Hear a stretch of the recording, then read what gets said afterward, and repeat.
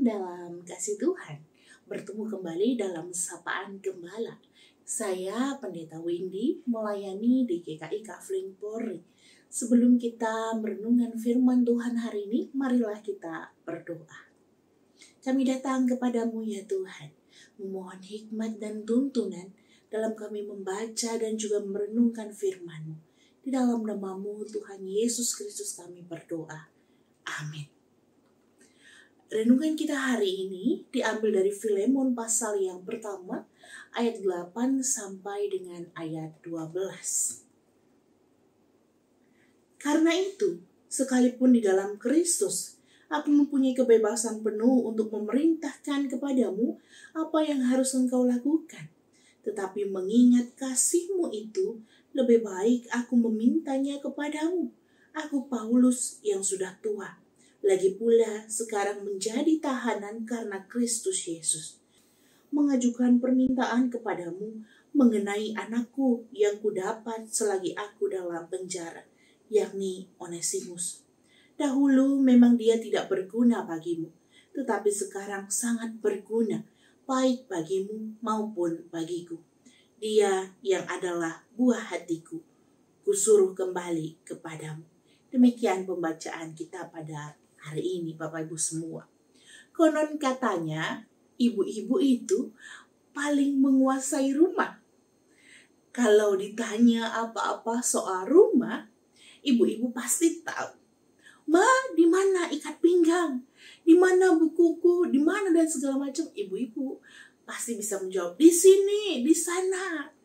Hal ini Bapak Ibu semua bisa terjadi karena salah satunya ibu-ibu itu mahir, jago, handal dalam menyimpan barang. Salah satu barang yang sering disimpan oleh ibu-ibu, bahkan sering menumpuk gitu ya, sampai penuh di rumah, di lemari, apa? Mungkin Bapak Ibu tahu ini apa? Kotak makan. Salah satu barang yang sering disimpan oleh ibu-ibu dan bahkan bertumpuk, kotak makan. Ya bekas bakmila, ya bekas dimsum lah, atau bekas makanan lainnya.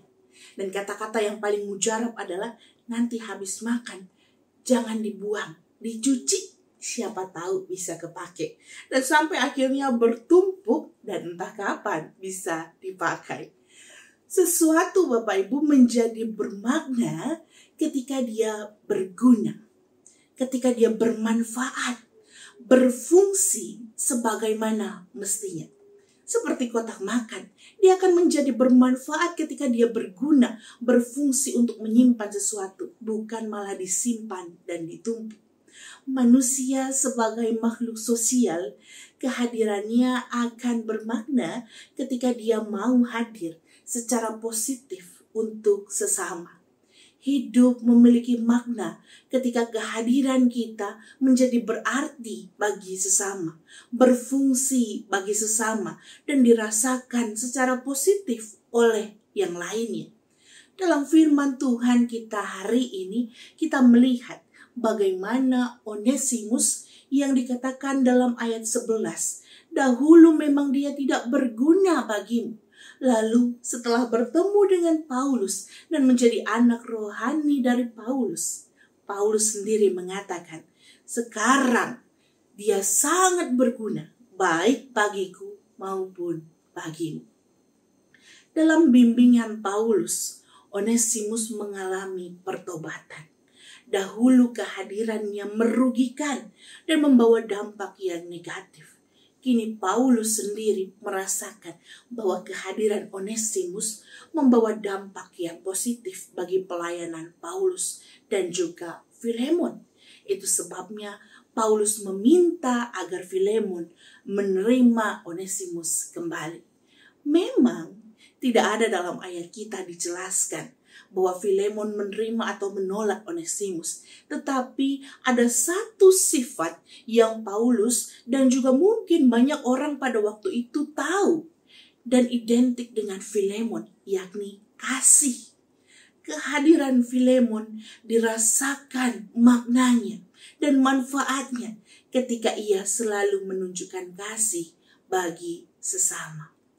Hidup dalam pertobatan menuntun kita untuk senantiasa menemui makna dalam relasi dengan sesama, mendorong kita untuk mempraktikkan kasih dan menyadarkan kita bahwa kehadiran kita bukanlah untuk diri kita sendiri, tetapi juga untuk sesama dan seluruh ciptaan. Dengan demikian, kita akan selalu memperhatikan tutur kata kita, pikiran kita, dan perbuatan kita, agar senantiasa membawa dampak yang positif bagi sesama. Sudahkah kehadiran kita membawa dampak positif bagi sesama dan juga bagi seluruh ciptaan? Marilah kita berdoa. Kami datang kepadamu ya Tuhan, memohon ingatkanlah kami, doronglah kami, agar kami selalu memberi makna dalam setiap perjumpaan, baik dengan sesama maupun dengan seluruh ciptaan. Makna dan dampak positif yang mau kami bagikan. Tolonglah kami ya Bapa, di dalam nama-Mu, Tuhan Yesus Kristus kami berdoa. Amin. Demikian Bapak Ibu semua, sampai jumpa di sapaan gembala berikutnya. Tuhan Yesus memberkati.